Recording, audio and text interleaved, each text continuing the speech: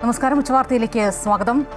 സ്വർണ്ണപ്പാളിയിൽ അരയും തലയും മുറുക്കിയുള്ള പ്രതിപക്ഷ പ്രതിഷേധത്തിന് ഇന്ന് നിയമസഭ സാക്ഷ്യം വഹിച്ചപ്പോൾ തുടക്കം മുതൽ തന്നെ സഭാ നടപടികളിലുടനീളം മുദ്രാവാക്യം വിളികളും ബാനറുകളും ഉയർത്തിയുള്ള പ്രതിഷേധത്തിന് സഭ സാക്ഷ്യം വഹിച്ചപ്പോൾ അതിനെ വലിയ രീതിയിൽ പ്രതിരോധിക്കാനാകാതെ ഭരണപക്ഷം നിൽക്കുന്ന കാഴ്ചയാണ് സഭയിൽ കണ്ടത്. അതിനിടെ ദിവസം വിജിലൻസ് ഹൈക്കോടതിയിൽ നൽകിയ ഇടക്കാല ഉത്തരവിൽ ഗുരുതരമായ കണ്ടെത്തലുകൾ, സ്വർണ്ണ കവർച്ച തന്നെയാണ് ശബരിമലയിൽ നടന്നത് എന്ന് ഹൈക്കോടതി നിരീക്ഷിക്കുകയാണ്. വിശദമായ റിപ്പോർട്ടുകളിലേക്ക് വരാം. ആദ്യം തലക്കെട്ടുകൾ.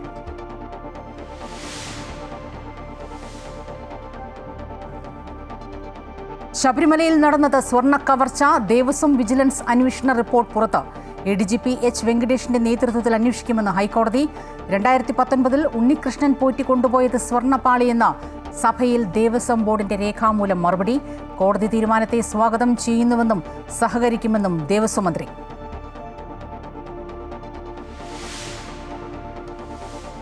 വിഷയങ്ങളാണ് സഭ ചർച്ച ചെയ്യുന്നത്. ആ ചോദ്യോത്തര വേള പോലും തടസ്സപ്പെടുന്നത് ശരിയായ രീതിയല്ല. സ്വർണ്ണപ്പാളി വിവാദത്തിൽ സ്തംഭിച്ച നിയമസഭ. അയ്യപ്പന്റെ സ്വർണം കട്ടവർ അമ്പലം വിഴുങ്ങികളെന്ന ബാനറുമായി സ്പീക്കറുടെ മുഖം മറച്ച് പ്രതിപക്ഷം. ബില്ലുകൾ പാസാക്കി നിയമസഭ പിരിഞ്ഞു. സർക്കാരും ദേവസ്വം ബോർഡും കൊള്ളയിൽ പങ്കാളികളെന്ന് പ്രതിപക്ഷ നേതാവ്.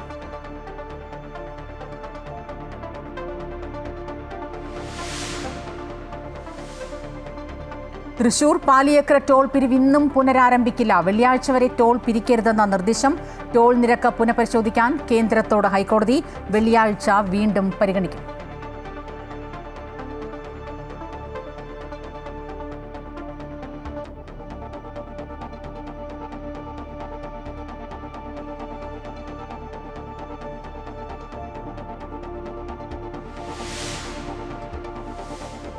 സുപ്രീം കോടതിയിൽ വൻ സുരക്ഷാ വീഴ്ച. ചീഫ് ജസ്റ്റിസിനു നേരെ ഷൂ എറിയാൻ ശ്രമം.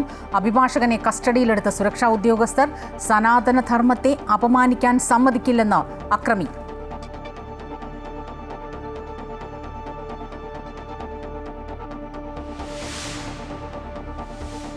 മാസപ്പടിക്കേസിൽ മാത്യു കുഴൽനാടൻ MLA-ക്ക് തിരിച്ചടി. വിജിലൻസ് അന്വേഷണം ആവശ്യപ്പെട്ട ഹർജി സുപ്രീം കോടതി തള്ളി. രാഷ്ട്രീയ തർക്കങ്ങൾക്ക് കോടതിയെ വേദിയാക്കരുതെന്ന ചീഫ് ജസ്റ്റിസ്. ഹർജി തള്ളിയത് സാങ്കേതിക കാരണങ്ങൾ ചൂണ്ടിക്കാട്ടിയെന്നും നിയമ പോരാട്ടം തുടരുമെന്നും മാത്യു കുഴൽനാടൻ.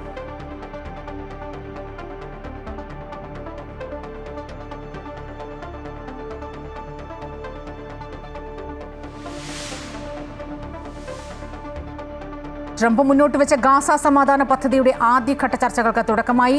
ബന്ദികളുടെയും പലസ്തീൻ തടവുകാരുടെയും കൈമാറ്റം മുഖ്യ ചർച്ചാ വിഷയം. ഹമാസിന്റെ പൂർണ്ണ നിരായുധീകരണം എന്ന നിർദ്ദേശത്തിൽ ഇസ്രയേൽ വിട്ടുവീഴ്ചയ്ക്ക് തയ്യാറാകുമോ എന്ന ആശങ്ക. ഈ ആഴ്ച തന്നെ ആദ്യഘട്ട ചർച്ചകൾ ഫലവത്താക്കണമെന്ന് ട്രംപിന്റെ മുന്നറിയിപ്പ്.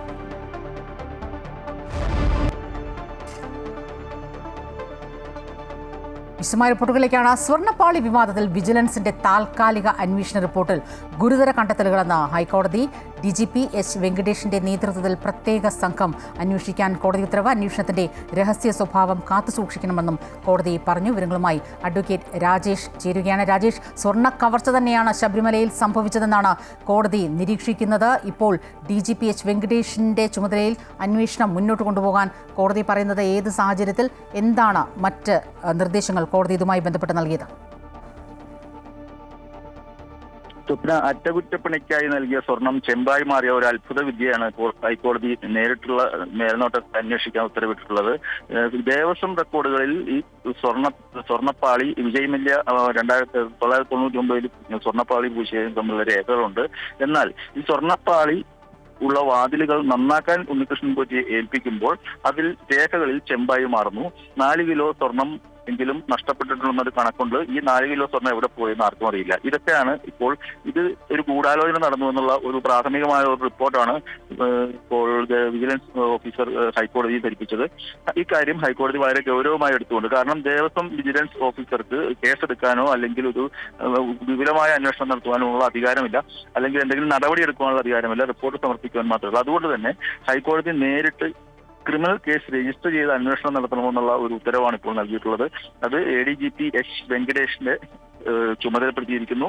അദ്ദേഹത്തിന്റെ കീഴിൽ ഒരു പ്രത്യേക സംഘത്തെ രൂപീകരിച്ച് ഇതിലെ മുഴുവൻ കാര്യങ്ങളും വിശദമായി അന്വേഷിക്കണം. എവിടെയാണ് ഇത് നഷ്ടപ്പെട്ടത്, അതിന് ആരുടെയൊക്കെ കാലത്ത് ആരുടെയൊക്കെ ഭരണം ഇരുന്ന സമയത്താണ് ആർക്കൊക്കെ പങ്കുണ്ട്, ഈ കാര്യങ്ങളെല്ലാം അന്വേഷിച്ച് ഈ പോയ മുതൽ എവിടെ എത്തിച്ചേർന്നു എന്നതുവരെ അന്വേഷിച്ച് റിപ്പോർട്ട് നൽകാനാണ് ഇപ്പോൾ ഹൈക്കോടതി ഒരു പ്രത്യേക അന്വേഷണ സംഘത്തെ ചുമതലപ്പെടുത്തിയിട്ടുള്ളത്.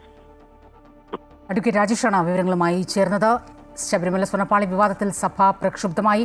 നോട്ടീസ് നൽകാതെ പ്രതിഷേധിക്കുന്നത് എന്തിനാണ് എന്ന പ്രതിപക്ഷത്തോട് ക്ഷുഭിതനായി സ്പീക്കർ. അയ്യപ്പന്റെ സ്വർണം കട്ടവർ അമ്പലം വിഴുങ്ങികളെന്ന ബാനറുമായി പ്രതിപക്ഷം പ്രതിഷേധിച്ചു. ചോദ്യോത്തരവേള സ്പീക്കർ റദ്ദാക്കി.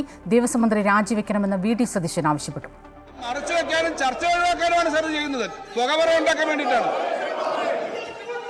ബഹുമാനപ്പെട്ട പ്രതിപക്ഷ നേതാവ് അങ്ങയുടെ ടീമിനെ അങ്ങോട്ട് വലിക്കണം. Please please. പ്രതിപക്ഷ നേതാവിനെ പോലും കാണുന്നില്ല. അങ്ങോട്ട് ബാനർ താത്താൻ പറ. പ്ലീസ് ബാനർ അങ്ങോട്ട് താത്താൻ പറ. Yes please please. അംഗങ്ങളൊന്നും അവിടെ ഇരിക്കണം. കേരളത്തിലെ ഏറ്റവും ഗൗരവമുള്ള വിഷയങ്ങളാണ് സഭ ചർച്ച ചെയ്യുന്നത്. ആ ചോദ്യോത്തര വേള പോലും തടസ്സപ്പെടുന്നത് ശരിയായ രീതിയല്ല. ഇതൊരു മാന്യമായ രീതിയല്ല. ബഹുമാനപ്പെട്ട അങ്ങോട്ട് ഒരിക്കൽ കൂടി അഭ്യർത്ഥിക്കുകയാണ്. അപ്പോൾ സഭ ചോദ്യോത്തരങ്ങൾ അനുവദിക്കണം പ്ലീസ്. ഇതൊരു അനാദരവാണ്. കേരളത്തിലെ ജനങ്ങളോടുള്ള അനാദരവാണ്. ശ്രീ PK ബഷീർ ഒന്ന് പറ. അങ്ങ് സീനിയർ അംഗല്ലേ? അൺഫിലിറ്റ് ഡിസൂസ ചേരുകയാണ് വിവരങ്ങളുമായി. അൺഫിലിറ്റ്, ശബരിമല സ്വർണ്ണപ്പാളി വിവാദത്തിൽ വാക്പോരുകൾക്കാണ് ഇന്ന് സഭ സാക്ഷ്യം വഹിച്ചത്. നമ്മൾ ദൃശ്യങ്ങൾ തന്നെ കാണുകയാണ്. സ്പീക്കറുടെ മുഖം മറച്ച് ബാനറുകൾ പൊക്കിയാണ് പ്രതിപക്ഷം ഇന്ന് പ്രതിഷേധിച്ചത്. എന്തായിരുന്നു സഭയിൽ ഭരണ പ്രതിപക്ഷ നിലപാടുകൾ?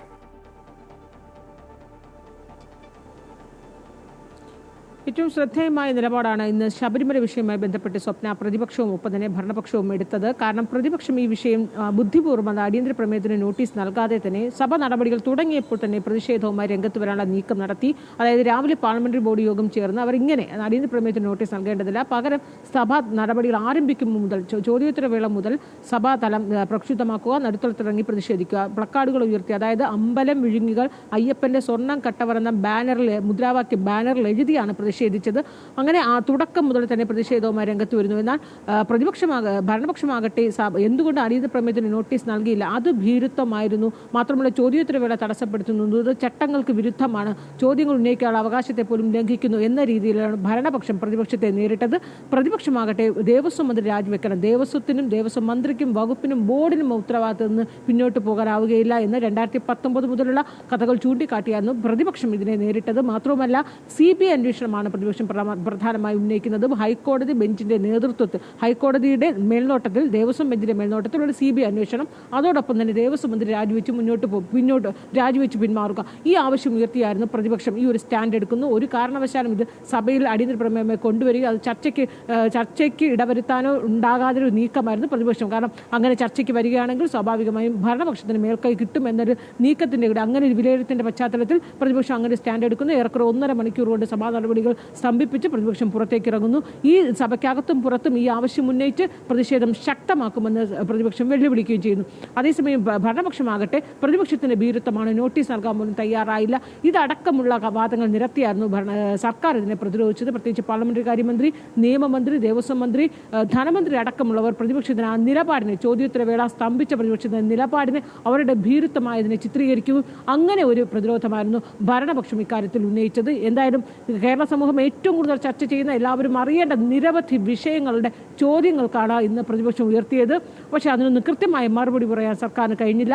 ഈ ചോദ്യോത്തര വേളയിൽ ഇപ്പോഴും പ്രധാനപ്പെട്ട 4 ചോദ്യങ്ങൾ പ്രതിപക്ഷ നിരയിൽ നിന്ന് ഉന്നയിച്ചുവെങ്കിലും അതിന് രേഖാമൂലം മറുപടി നൽകിയ സർക്കാരാകട്ടെ ഹൈക്കോടതിയുടെ പരിഗണിക്കുന്ന വിഷയമാണ്, ദേവസ്വം വിജിലൻസിൽ അന്വേഷിക്കുന്നു എന്ന കാര്യം ഉയർത്തി മാത്രം ആ വിഷയത്തിൽ മാത്രം മറുപടി നൽകി അങ്ങനെ അതിൽ നിന്ന് ഒഴിഞ്ഞു മാറുന്ന ഒരു സർക്കാരിനെയാണ് നമ്മൾ കണ്ടത്. പക്ഷേ പ്രതിപക്ഷത്തിന് ആശ്വസിക്കാം, പ്രതിപക്ഷം കൃത്യമായി തന്നെ ഈ ഒരു വിഷയം ഫ്ലോറിൽ കൊണ്ടുവന്നു. തുടക്കം മുതൽ ഇതിനെ പ്രതിഷേധിച്ചു. ഒടുവിൽ സഭാ നടപടികൾ സ്തംഭിക്കുന്നു. സഭ വിട്ട് പ്രതിഷേധവുമായി രംഗത്തിറങ്ങുന്നു. സഭയ്ക്ക് വെളിയിലും പ്രതിഷേധവും തുടരുമെന്ന നിലപാടിൽ പ്രതിപക്ഷം ഉറച്ചു നിൽക്കുകയും ചെയ്യുന്നു. സ്വപ്ന. അൺഫിറ്റാണ് വിവരങ്ങളുമായി ചേർന്നത്. ശബരിമലയിൽ നടക്കുന്നത് കൂട്ടുകച്ചവടമെന്നും സർക്കാരും ദേവസ്വം ബോർഡും കൊള്ളയിൽ പങ്കാളികളെന്നും പ്രതിപക്ഷ നേതാവ് VD സതീശൻ പറയുകയാണ്. മുഖ്യമന്ത്രി രാജിവെക്കണം, CBI അന്വേഷണം വേണം, ദേവസ്വം പ്രസിഡന്റിനെ പുറത്താക്കണമെന്നീ 3 ആവശ്യങ്ങൾ ഉന്നയിച്ച് പ്രതിഷേധം ശക്തമാക്കാനാണ് പ്രതിപക്ഷത്തിന്റെ നീക്കം. 2019-ലെയും 2022-ലെയും മഹസറുകൾ പരിശോധിച്ചപ്പോഴാണ് സ്വർണം അവിടെ നിന്ന് മാറ്റപ്പെട്ടിട്ടുണ്ട് എന്ന് ഹൈക്കോടതിക്ക് ബോധ്യമായത്. അപ്പോൾ ഈ തെളിവുകളെല്ലാം ദേവസ്വം ബോർഡിലുണ്ടായിരുന്നു. ആ തെളിവുകളുള്ളപ്പോൾ സർക്കാരും ദേവസ്വം ബോർഡും യാതൊരു ക്രിമിനൽ നടപടികളും സ്വീകരിക്കാതെ ഈ സ്വർണ്ണമോഷണം മറച്ചുവെച്ചു. അതിനർത്ഥം ദേവസ്വം ബോർഡിലും സർക്കാരിലും ഉള്ളവർ ഈ കള്ളക്കച്ചവടത്തിൽ പങ്കാളികളാണ് എന്നാണ്. ഉണ്ണികൃഷ്ണൻ പോറ്റി മാത്രമാണ് ഉത്തരവാദിയെങ്കിൽ എന്തുകൊണ്ട് 2022 19 മഹസർ അനുസരിച്ച് ഉണ്ണികൃഷ്ണൻ പോറ്റിക്കെതിരായി ക്രിമിനൽ നടപടികൾ സ്വീകരിച്ചില്ല? പ്രധാനപ്പെട്ട ചോദ്യമാണ്. അപ്പോൾ ഉണ്ണികൃഷ്ണൻ പോറ്റി മാത്രമല്ല, ഉണ്ണികൃഷ്ണൻ പോറ്റിയും ദേവസ്വം ബോർഡ് അധികാരികളും സർക്കാരിലെ ചിലരും ഈ കൂട്ടുകച്ചവടത്തിൽ പങ്കാളികളാണ്. ശബരിമലയുമായി ബന്ധപ്പെട്ടുണ്ടായ വിവാദങ്ങളിൽ കൃത്യമായ അന്വേഷണത്തെ സ്വാഗതം ചെയ്യുന്നുവെന്ന് തിരുവിതാംകൂർ ദേവസ്വം ബോർഡ് മുൻ പ്രസിഡന്റ് എ പത്മകുമാർ. അന്വേഷണം നടക്കട്ടെ, യഥാർത്ഥ കുറ്റവാളികൾ ആരെന്ന് വെളിപ്പെടും. അന്വേഷണം പ്രഖ്യാപിച്ച സാഹചര്യത്തിൽ കൂടുതൽ പ്രതികരിക്കുന്നത് ശരിയല്ല, അന്വേഷണ ശേഷം പ്രതികരിക്കാമെന്നും പത്മകുമാർ പറഞ്ഞു. ദേവസ്വം വിജിലൻസിൻ്റെ പ്രാഥമിക അന്വേഷണത്തിൽ അവർക്ക് മറ്റ് നടപടികളിലേക്ക് കടക്കാൻ കഴിയാത്തതുകൊണ്ടാണ് അവർ ബഹുമാനപ്പെട്ട ഹൈക്കോടതിക്ക് അവർ റിപ്പോർട്ട് കൊടുത്തു. റിപ്പോർട്ട് കൊടുത്തതിൻ്റെ അടിസ്ഥാനത്തിൽ ഇപ്പോൾ സമഗ്രമായിട്ടുള്ള അന്വേഷണത്തിന് പ്രത്യേക ഒരു ടീമിനെ നിയോഗിച്ചിരിക്കുകയാണ്. തീർച്ചയായിട്ടും ഈ കാര്യങ്ങളിൽ, അതായത് ശബരിമലയുമായി ബന്ധപ്പെട്ട ഉണ്ടായിട്ടുള്ള വിവാദങ്ങളിൽ കൃത്യമായിട്ടുള്ള അന്വേഷണം നടക്കണം എന്നുള്ളതാണ് എൻ്റെ ആഗ്രഹം. അത് ഞാൻ സ്വാഗതം ചെയ്യുകയാണ്. ശബരിമല സ്വർണ്ണപ്പാളി വിവാദത്തിൽ പല ചോദ്യങ്ങൾക്കും സർക്കാരിന് ഉത്തരമില്ലെന്ന് കോൺഗ്രസ് നേതാവ് കെ മുരളീധരൻ. സ്വർണം വെയിലേറ്റ് മങ്ങുമെന്നൊക്കെ പറഞ്ഞാൽ ആര് വിശ്വസിക്കുമെന്നും സ്വർണം പൊതിഞ്ഞതാണോ പൂശിയതാണോ എന്നതിൽ വ്യക്തത വരേണ്ടത് ഉണ്ടെന്നും അദ്ദേഹം പറഞ്ഞു. സ്വർണ്ണ കവാടം വഴിനീളെ ഇറക്കി പൂജ ചെയ്തത് തെറ്റാണെന്നും ഉണ്ണികൃഷ്ണൻ പോറ്റി വെറുക്കപ്പെട്ടവനാണെന്നും കെ മുരളീധരൻ പ്രതികരിച്ചു. ഒരുപാട് സംശയങ്ങൾക്ക് എന്തുകൊണ്ടാണ് സർക്കാർ മറുപടി പറയാത്തത്? സ്വർണം പൊതിഞ്ഞതാണോ പൂശിയതാണോ? പൊതിഞ്ഞതാണെങ്കിൽ വിജയമല്യ കൊടുത്ത 30 കിലോ സ്വർണം അതിനെന്ത് സംഭവിച്ചു? ചെന്നൈയിലേക്ക് കൊണ്ടുപോയത് ചെമ്പുപാളിയാണോ സ്വർണ്ണപ്പാളിയാണോ? ഇതിന് പോലും ഉത്തരവില്ല. അപ്പോൾ സ്വർണം ചെമ്പായി ചെന്നൈയിലെത്തിയപ്പോൾ. ശബരിമലയിലെ സ്വർണം ചെന്നൈയിലെത്തിയപ്പോൾ എങ്ങനെ ചെമ്പായിട്ട് മാറി? പിന്നെ അത് സ്വർണം പൂശി കൊണ്ടുവന്നു വന്നു. പക്ഷേ പൂശിയ സ്വർണം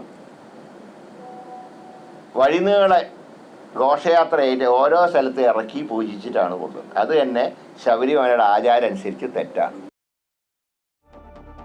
സുപ്രീം കോടതിയിൽ വൻ സുരക്ഷാ വീഴ്ച. ചീഫ് ജസ്റ്റിസിനു നേരെ ഷൂ എറിയാൻ ശ്രമം. ചീഫ് ജസ്റ്റിസ് BR ഗവായിക്ക് നേരെയാണ് അതിക്രമമുണ്ടായത്. അഭിഭാഷകനെ കസ്റ്റഡിയിലെടുത്ത് സുരക്ഷാ ഉദ്യോഗസ്ഥർ. സനാതന ധർമ്മത്തെ അപമാനിക്കാൻ സമ്മതിക്കില്ല എന്ന് അക്രമി പറഞ്ഞു. വിശദാംശങ്ങളുമായി പ്രശാന്ത് ചേരുകയാണ്. പ്രശാന്ത്, അഭിഭാഷകനെ കസ്റ്റഡിയിലെടുത്തുവെന്നാണ് റിപ്പോർട്ട്. അഭിഭാഷകനാണോ ഇത്തരത്തിലൊരു അതിക്രമം നടത്തിയത്?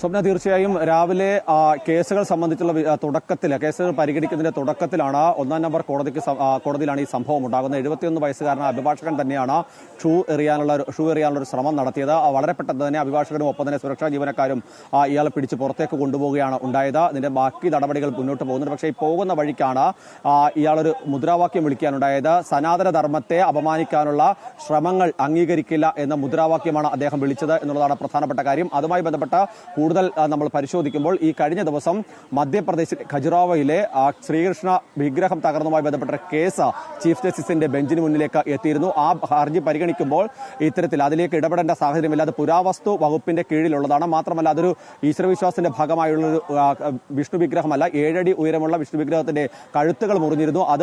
അതിന് പുനഃക്രമീകരണം നടത്തണം, അല്ലെങ്കിൽ അത് ശരിയാക്കണം എന്നൊരു ആവശ്യമാണ് പ്രധാനമായും മുന്നോട്ട് വെച്ചത്.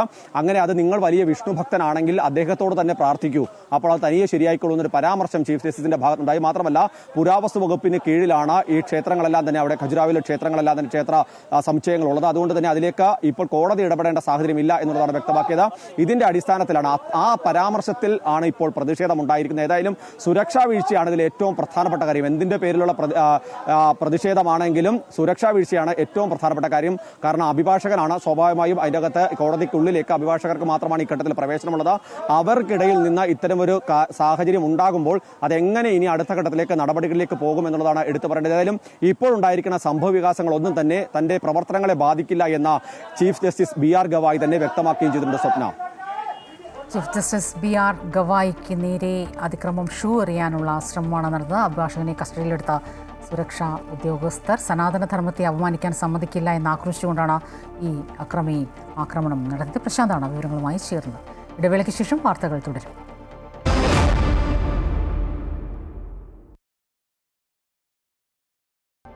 തൃശൂർ പാലിയക്കര ടോൾ പിരിവിൽ ദേശീയപാത അതോറിറ്റിക്ക് തിരിച്ചടി.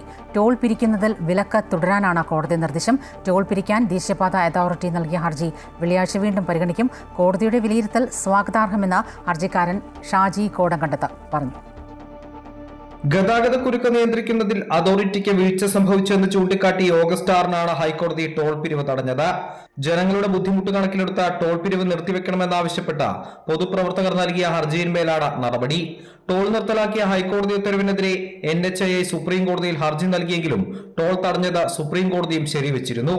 അപകടങ്ങളും മണ്ണിടിച്ചിലും നടന്ന സാഹചര്യത്തിൽ പ്രദേശത്തെ ഗതാഗത പ്രശ്നങ്ങൾ അവസാനിച്ചിട്ടില്ലെന്ന് ചൂണ്ടിക്കാട്ടി കളക്ടറും കോടതിയിൽ റിപ്പോർട്ട് സമർപ്പിച്ചു.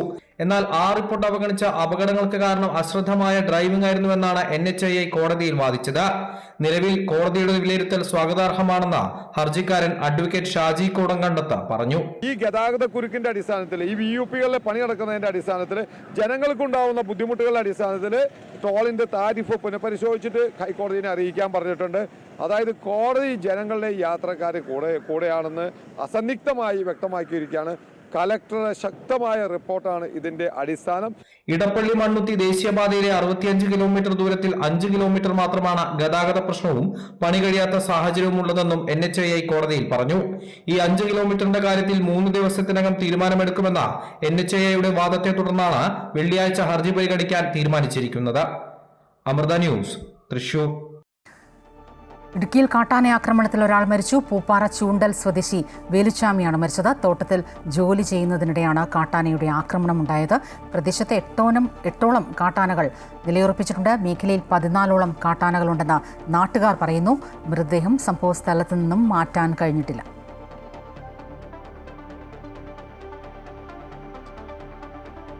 എക്സാലോജിക് ഇടപാടിൽ വിജിലൻസ് അന്വേഷണം ആവശ്യപ്പെട്ട് മാത്യു കുഴൽനാടൻ MLA നൽകിയ ഹർജി സുപ്രീം കോടതി തള്ളി. ചീഫ് ജസ്റ്റിസ് BR ഗവായ് അധ്യക്ഷനായ ബെഞ്ചാണ് ഹർജി തള്ളിയത്.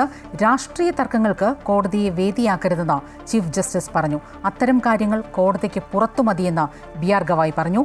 പ്രകൃതിക്ഷോഭങ്ങളിലും ദുരന്ത നിവാരണ പ്രവർത്തനങ്ങളിലും മികച്ച പ്രവർത്തനം MLA നടത്തുന്നുണ്ട്. പക്ഷേ അത് എല്ലാ കാര്യത്തിലും പ്രാവർത്തികമാക്കാൻ ശ്രമിക്കരുതെന്ന് ബെഞ്ചിലെ ജസ്റ്റിസ് വിനോദ് ചന്ദ്രൻ പറഞ്ഞു. വിജിലൻസ് അന്വേഷണാവശ്യം തള്ളിയ ഹൈക്കോടതി ഉത്തരവിനെതിരെയാണ് അപ്പീൽ നൽകിയിരുന്നത്. വിജിലൻസ് അന്വേഷണാവശ്യം തിരുവനന്തപുരം വിജിലൻസ് കോടതിയും ഹൈക്കോടതിയുമാണ് മുൻപ് തള്ളിയിരുന്നത്. അതേസമയം SFIO അന്വേഷണവുമായി ബന്ധപ്പെട്ട വാദം ഈ മാസം 28, 29 തീയതികളിൽ ഡൽഹി ഹൈക്കോടതിയിൽ നടക്കും. സാങ്കേതിക കാരണങ്ങൾ പറഞ്ഞാണ് കോടതി ഹർജി തള്ളിയതെന്നും മാസപ്പടിയിൽ രാഷ്ട്രീയ നിയമ പോരാട്ടങ്ങൾ തുടരുമെന്നും മാത്യു കുഴൽനാടൻ MLA പ്രതികരിച്ചു. സാങ്കേതികത്വങ്ങളാണ് കോടതി പറഞ്ഞത്. തീർച്ചയായിട്ടും സാങ്കേതികമായിട്ടുള്ള വാദങ്ങളാണ്.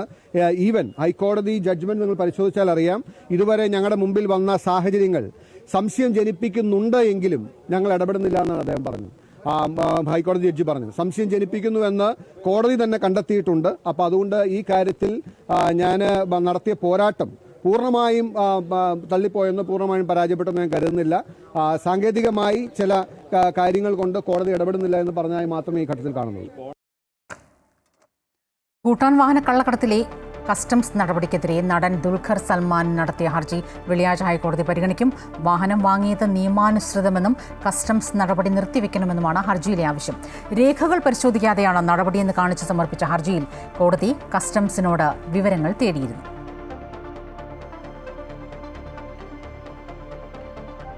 ഭൂട്ടാൻ വഴിയുള്ള വാഹനക്കള്ളക്കടത്തിൽ കസ്റ്റംസ് അന്വേഷണം ഇഴയുന്നു. 150ഓളം വാഹനങ്ങൾ കേരളത്തിലേക്ക് കടത്തിയിട്ടുണ്ടെന്ന് കസ്റ്റംസ് പറയുമ്പോൾ 39 വാഹനങ്ങൾ മാത്രമാണ് ഇതുവരെ പിടികൂടാൻ കഴിഞ്ഞത്. മറ്റു വാഹനങ്ങൾ ഉടമകൾ ഒളിപ്പിച്ചിരിക്കാമെന്നാണ് കസ്റ്റംസിന്റെ നിഗമനം. വാഹനക്കടത്തിലെ ഇടനിലക്കാരെക്കുറിച്ച് വിവരങ്ങൾ ലഭ്യമായിട്ടുണ്ടെങ്കിലും ഇവരെ കസ്റ്റഡിയിലെടുക്കാൻ സാധിച്ചിട്ടില്ല. കേരളത്തിലേക്ക് മാത്രം 150ഓളം വാഹനങ്ങൾ ഭൂട്ടാനിൽ നിന്നും എത്തിച്ചിട്ടുണ്ടെന്നായിരുന്നു കസ്റ്റംസ് പറഞ്ഞിരുന്നത്. ഈ വാഹനങ്ങൾ കണ്ടെത്തുന്നതിനായി ഓപ്പറേഷൻ നുങ്കോർ എന്ന പേരിൽ വ്യാപക തിരച്ചിലും നടത്തിയിരുന്നു. എന്നാൽ ഇപ്പോൾ അന്വേഷണം പാതി വഴിയിൽ മുടങ്ങിയ മട്ടാണ്. സംശയനിഴലിലുള്ള വാഹനങ്ങൾ ഉടമകൾ മാറ്റിയിട്ടുണ്ടാകാമെന്നാണ് കസ്റ്റംസ് പറയുന്നത്. ഇവ കണ്ടെത്തുന്നതിനായി പോലീസിന്റെ സഹായവും തേടിയിട്ടുണ്ടെന്ന് കസ്റ്റംസ് പറയുന്നു. എന്നാൽ വാഹനങ്ങൾ കണ്ടെത്തുന്നതിനായി പോലീസിന്റെ സഹായം തേടിയിട്ടില്ലെന്ന് കൊച്ചി സിറ്റി പോലീസ് കമ്മീഷണർ വ്യക്തമാക്കി. നിലവിൽ 39 വാഹനങ്ങൾ പിടിച്ചെടുത്തിട്ടുണ്ട്. വാഹന ഉടമകളിൽ 2 പേരെ മാത്രമാണ് കസ്റ്റംസ് ചോദ്യം ചെയ്തിട്ടുള്ളൂ. നടൻ അമിത് ചക്കാലക്കലിനെയും മാഹിൻ അൻസാരി എന്ന വ്യക്തിയെയുമാണ് ചോദ്യം ചെയ്തത്. മാഹിനെ ചോദ്യം ചെയ്തതിൽ നിന്നും ഇടനിലക്കാരെക്കുറിച്ച് കൂടുതൽ വിവരങ്ങൾ കസ്റ്റംസിന് ലഭ്യമായിരുന്നു. കേരളത്തിലേക്ക് വാഹനം കടത്തിയ സംഘത്തിന് പുറമെ ഡൽഹി കേന്ദ്രീകരിച്ചും ഇടനിലക്കാർ പ്രവർത്തിക്കുന്നുണ്ടെന്നാണ് കസ്റ്റംസിന് ലഭിച്ച വിവരം. ഇവരെ കണ്ടെത്തുന്നതിനുള്ള നീക്കം നടക്കുന്നുണ്ട്. പിടിച്ചെടുത്ത വാഹനങ്ങളുടെ ഉടമകളായ മറ്റുള്ളവരെ ചോദ്യം ചെയ്യലിന് വിളിപ്പിക്കുമെന്ന് പറയുമ്പോഴും ഇവർക്ക് ഇതുവരെ നോട്ടീസ് നൽകിയിട്ടില്ല. അതിനിടെ തന്റെ പക്കൽ നിന്നും പിടിച്ചെടുത്ത വാഹനങ്ങൾ വിട്ടുകിട്ടാൻ നടൻ ദുൽഖർ സൽമാൻ ഹൈക്കോടതിയെ സമീപിച്ചിരിക്കുകയാണ്. ദുൽഖറിന്റെ 4 വാഹനങ്ങളിൽ 3 എണ്ണം മാത്രമാണ് കസ്റ്റംസ് പിടിച്ചെടുത്തിട്ടുള്ളൂ. അമൃത ന്യൂസ്, കൊച്ചി. 2020 നേതാവ് സാബു എം ജേക്കബിന്റെ ആരോപണങ്ങൾക്ക് മറുപടിയുമായി കുന്നത്തുനാട് MLA PV ശ്രീനിജൻ. വില കുറഞ്ഞ രാഷ്ട്രീയ ആരോപണമെന്നാണ് ശ്രീനിജന്റെ പ്രതികരണം. സ്ഥാനാർത്ഥിയാകാൻ PV ശ്രീനിജൻ തന്നെ സമീപിച്ചെന്നായിരുന്നു സാബു ജേക്കബ് ആരോപണം ഉന്നയിച്ചിരുന്നത്. കഴിഞ്ഞ തെരഞ്ഞെടുപ്പിൽ പോലും ഉന്നയിക്കാതിരുന്ന ആരോപണങ്ങളാണ് സാബു എം ജേക്കബ് ഇപ്പോൾ ഉന്നയിക്കുന്നതെന്നാണ് ശ്രീനിജന്റെ മറുപടി. 2018 പാർട്ടി മെമ്പറായ താൻ 2021 സ്ഥാനാർത്ഥിയാകാൻ സമീപിച്ചു അത്രേ. നാസയുടെ കണ്ടുപിടുത്തമാണെന്നും ഇത് ഒത്തില്ലെന്നും പരിഹാസരൂപേണ PV ശ്രീനിജൻ ഫേസ്ബുക്കിൽ കുറിച്ചു. 2020 സ്ഥാനാർത്ഥിയാകാൻ PV ശ്രീനിജൻ സമീപിച്ചെന്നും CPM ജില്ലാ സെക്രട്ടറിയായിരുന്ന CNN മോഹനനും P രാജീവും റെസീറ്റില്ലാതെ പണം വാങ്ങിയെന്നുമാണ് സാബു എം ജേക്കബ് ഉന്നയിച്ച ആരോപണം. ഇന്നലെ 2020യുടെ സംസ്ഥാന ഇലക്ഷൻ കൺവെൻഷൻ കോലഞ്ചേരിയിൽ ഉദ്ഘാടനം ചെയ്ത് സംസാരിക്കുമ്പോഴാണ് ആരോപണം ഉന്നയിച്ചത്. വിലക്കയറ്റം പിടിച്ചു നിർത്തുന്നതിന് പകരം കിഴക്കമ്പലത്തെ ഭക്ഷ്യസുരക്ഷാ മാർക്കറ്റ് പൂട്ടിക്കുകയാണ് സംസ്ഥാന സർക്കാർ ചെയ്തതെന്നും സാബു ജേക്കബ് വിമർശിച്ചിരുന്നു. വരുന്ന തിരഞ്ഞെടുപ്പിൽ 60 പഞ്ചായത്തിലും 3 മുനിസിപ്പാലിറ്റികളിലും കൊച്ചി കോർപ്പറേഷനിലും മത്സരിക്കാനാണ് 2020 തീരുമാനം. 1600 സ്ഥാനാർത്ഥികൾ മത്സര രംഗത്തുണ്ടാകും. കുന്നത്തുനാട് നിയോജക മണ്ഡലത്തിലെ എല്ലാ പഞ്ചായത്തിലെയും മുഴുവൻ സീറ്റിലും 2020 വിജയിക്കുമെന്നും സാബു ജേക്കബ് പറഞ്ഞു. അമൃത ന്യൂസ്, കൊച്ചി. ഓണം ബമ്പർ ജേതാവ് ആലപ്പുഴ തുറവൂർ സ്വദേശി ശരത് എസ് നായർ. 25 കോടിയുടെ ടിക്കറ്റ് ബാങ്കിൽ ഹാജരാക്കി. പെയിന്റ് കട ജീവനക്കാരനാണ് ശരത്. ആദ്യമായാണ് ഓണം ബമ്പർ എടുക്കുന്നതെന്നും ആദ്യം വിശ്വസിക്കാനായില്ലെന്നും ശരത് മാധ്യമങ്ങളോട് പറഞ്ഞു. അടിച്ചു കഴിഞ്ഞാൽ ഇങ്ങനെയൊക്കെ വേണമെന്നുള്ളൊരു ചിന്തയൊക്കെ ആദ്യം ഉണ്ടായിരുന്നു. അങ്ങനെയൊന്നും പ്രീ പ്ലാൻ ചെയ്തൊന്നും ചെയ്യാൻ പറ്റുന്ന ഒരു കാര്യം. ശരത്ത് ആദ്യമായിട്ടാണോ ലോട്ടറി എടുക്കുന്നത്? ആദ്യമായിട്ട്, ജീവിതത്തിൽ ആദ്യമായിട്ട്? ഞാൻ ചെറിയ ടിക്കറ്റുകളൊക്കെ എടുക്കാറുണ്ട്, ചെറിയ ഭാഗ്യത്തിലൊക്കെ കാര്യങ്ങളൊക്കെ. ഇതിപ്പോൾ ബമ്പർ ഞാൻ ഫസ്റ്റ് ടൈം. ഈ ബാങ്കുകാർ എന്നാ പറഞ്ഞു?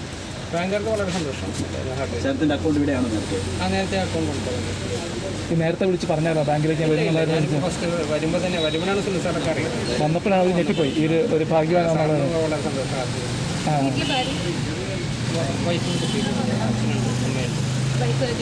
ജോലി ചെയ്യുന്നു. എത്ര നാളായിട്ട് ശരത്ത് നെട്ടൂര് ജോലി ചെയ്യുന്നു? ഞാൻ 12 വർഷമായിട്ട്. എന്തൊക്കെ പഠിച്ചത്? ഞാൻ B.Com. അത് കഴിഞ്ഞിട്ട് നേരെ അവിടെ ജോലി ചെയ്യുന്ന. ഈ സാധാരണ ഈ നെട്ടൂർ ഏജൻസിന്ന് എടുക്കാൻ കാര്യം വല്ല വഴിക്ക് യാത്ര വരാൻ പോയ അവിടെ ഞാൻ എൻ്റെ ഓഫീസിലേക്ക് പോകുന്ന വഴിക്ക് തന്നെയാണ് ഇദ്ദേഹത്തിൻ്റെ ഷോപ്പുള്ളത്. അപ്പോൾ അവിടുന്ന് വാങ്ങിച്ചു, ക്യാഷായിട്ട് മേടിച്ചു. അങ്ങനെ എടുത്തു. കേന്ദ്ര തെരഞ്ഞെടുപ്പ് കമ്മീഷന്റെ വാർത്താ സമ്മേളനം ഇന്ന് വൈകിട്ട് 4 മണിക്ക്. ബീഹാർ നിയമസഭാ തെരഞ്ഞെടുപ്പ് തീയതി പ്രഖ്യാപിക്കും. ഈ മാസം അവസാനം നടക്കുന്ന ഛഠ് പൂജയ്ക്ക് ശേഷമായിരിക്കും തെരഞ്ഞെടുപ്പ് നടക്കുക. രാജ്യം ഉറ്റുനോക്കുന്ന ബീഹാർ നിയമസഭാ തെരഞ്ഞെടുപ്പ് എന്ന് നടക്കുമെന്ന് ഇന്ന് വൈകിട്ടോടുകൂടി അറിയാം. കേന്ദ്ര തെരഞ്ഞെടുപ്പ് കമ്മീഷൻ വാർത്താ സമ്മേളനം വൈകിട്ട് വിളിച്ചിട്ടുണ്ട്. ബീഹാർ നിയമസഭാ തെരഞ്ഞെടുപ്പും വിവിധ സംസ്ഥാനങ്ങളുടെ ഉപതെരഞ്ഞെടുപ്പ് തീയതികളും വൈകിട്ട് പ്രഖ്യാപിക്കും. 2 ദിവസം ബീഹാർ സന്ദർശിച്ച ശേഷമാണ് തെരഞ്ഞെടുപ്പ് കമ്മീഷൻ തീയതികൾ പ്രഖ്യാപിക്കാൻ പോകുന്നത്. മുഖ്യ തെരഞ്ഞെടുപ്പ് കമ്മീഷണർ ഗ്യാനേഷ് കുമാർ, കമ്മീഷണർമാരായ സുഖ്ബീർ സിംഗ് സന്ധു, വിവേക് ജോഷി എന്നിവരാണ് ബീഹാറിലെത്തി സാഹചര്യങ്ങൾ വിലയിരുത്തുകയും വിവിധ രാഷ്ട്രീയ പാർട്ടികളുമായി ചർച്ച നടത്തുകയും ചെയ്തത്. 2 ഘട്ടമായി തിരഞ്ഞെടുപ്പ് നടത്തണമെന്ന ആവശ്യമാണ് JDU ഒഴികെയുള്ള പാർട്ടികൾ കമ്മീഷന് മുന്നിലേക്ക് വെച്ചിട്ടുള്ളത്. 243 അംഗ നിയമസഭയുടെ കാലാവധി നവംബർ 22-നാണ് അവസാനിക്കുന്നത്. ബീഹാർ തിരഞ്ഞെടുപ്പോടുകൂടി രാജ്യത്തെ തിരഞ്ഞെടുപ്പ് നടപടിക്രമങ്ങളിൽ 17 മാറ്റങ്ങൾ കൊണ്ടുവരുന്നുണ്ട്. 1200 വോട്ടർമാരിൽ അധികം ഒരു ബൂത്തിലുമുണ്ടാകില്ല എന്നതുൾപ്പെടെയുള്ള നിർണായകമായ തീരുമാനങ്ങൾ തെരഞ്ഞെടുപ്പ് കമ്മീഷൻ എടുത്തിട്ടുണ്ട്. ഭരണപ്രതിപക്ഷത്തെ സംബന്ധിച്ച ഏറ്റവും നിർണായകമാണ് ബീഹാറിലെ തെരഞ്ഞെടുപ്പ്. SIR, വോട്ടർ പട്ടിക ക്രമക്കേട്, വോട്ട് മോഷണം എന്നിവയിൽ പ്രതിപക്ഷം ഉന്നയിച്ച ആരോപണങ്ങൾക്ക് തെരഞ്ഞെടുപ്പ് വിജയത്തിലൂടെ മറുപടി പറയാനാണ് BJP NDA സഖ്യത്തിന്റെ നീക്കം. അതേസമയം നേരിയ വ്യത്യാസത്തിന് കഴിഞ്ഞ തവണ നഷ്ടപ്പെട്ട ഭരണം തിരിച്ചുപിടിക്കുകയാണ് RJDയും കോൺഗ്രസും നേതൃത്വം നൽകുന്ന മഹാഗഡ്ബന്ധന്റെ ലക്ഷ്യം. സീറ്റ് വിഭജന കാര്യത്തിൽ പാർട്ടികൾക്കിടയിൽ ധാരണയായിട്ടില്ല എങ്കിലും സ്ഥാനാർത്ഥി നിർണയ ചർച്ചകൾ അവസാന ഘട്ടത്തിലേക്ക് കടക്കുകയാണ്. ഗുജറാത്തിലുൾപ്പെടെ പരീക്ഷിച്ചു വിജയിച്ച നീക്കം BJP ബീഹാറിൽ നടത്തുന്നുണ്ട്. ഭരണവിരുദ്ധ വികാരം മറികടക്കാൻ ഓരോ മണ്ഡലത്തിലെയും സാഹചര്യം വിലയിരുത്തിയായിരിക്കും സ്ഥാനാർത്ഥി നിർണയം. സിറ്റിംഗ് MLAമാരിൽ നിരവധി പേർക്ക് സീറ്റ് നഷ്ടപ്പെടാനുള്ള സാധ്യതയും നിലനിൽക്കുന്നുണ്ട്. അമൃത ന്യൂസ്, ന്യൂഡൽഹി. ഗാസ സമാധാന പദ്ധതിയുടെ ആദ്യഘട്ട ചർച്ച ഇന്ന് ഈജിപ്തിലെ കെയ്റോയിൽ തുടങ്ങി. ബന്ദികളുടെയും പലസ്തീൻ തടവുകാരുടെയും കൈമാറ്റമാണ് മുഖ്യമായും ചർച്ചയ്ക്ക് വരിക. ഹമാസിന്റെ പൂർണ്ണ നിരായുധീകരണം എന്ന നിർദ്ദേശത്തിൽ ഇസ്രയേൽ വിട്ടുവീഴ്ചയ്ക്ക് തയ്യാറാകുമോ എന്നതാണ് ലോകം ഉറ്റുനോക്കുന്നത്. അതിനിടെ യൂറോപ്പിലുടനീളം പലസ്തീൻ അനുകൂല റാലികൾ നടക്കുകയാണ്. സമാധാന ചർച്ചകൾ തുടരുന്നതിനിടെ ഗാസയിൽ ഇസ്രയേൽ ആക്രമണം ശക്തമാക്കിയിട്ടുണ്ട്.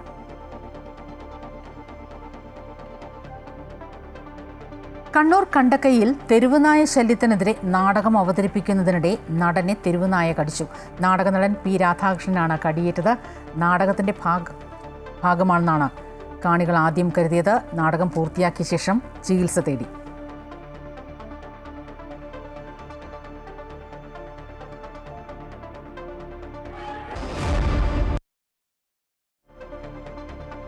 കായിക വാർത്തകളിലേക്കാണ്. വനിതാ ഏകദിന ലോകകപ്പിൽ പാകിസ്ഥാനെതിരെ ഇന്ത്യക്ക് 88 റൺസ് വിജയം. 248 റൺസ് ലക്ഷ്യം പിന്തുടർന്നിറങ്ങിയ പാകിസ്ഥാൻ 43 ഓവറിൽ 159 റൺസിന് ഓളൌട്ടായി. ടോസ് നേടി ബൌളിംഗ് തെരഞ്ഞെടുത്ത പാകിസ്ഥാനെതിരെ ഇന്ത്യക്ക് ഭേദപ്പെട്ട തുടക്കമാണ് സ്മൃതിയും പ്രതികയും ചേർന്ന് നൽകിയത്. 65 പന്തിൽ 46 റൺസ് എടുത്ത ഹലിൻ ഡിയോളാണ് ഇന്ത്യയുടെ ടോപ്പ് സ്കോറർ. 20 പന്തിൽ 35 റൺസ് എടുത്ത റിച്ച ഘോഷ് പുറത്താകാതെ നിന്നു. പാകിസ്ഥാന്റേത് പതിഞ്ഞ തുടക്കമായിരുന്നു. 81 റൺസ് നേടിയ സിദ്ര അമീന് മാത്രമാണ് പാക് നിരയിൽ പിടിച്ചു നിൽക്കാൻ സാധിച്ചത്. 3 വിക്കറ്റ് വീതം നേടിയ ദീപ്തി ശർമ്മ, ക്രാന്തി ഗൌത് എന്നിവരാണ് പാകിസ്ഥാനെ തകർത്തത്. സ്നേഹ റാണ 2 വിക്കറ്റുകളും വീഴ്ത്തി.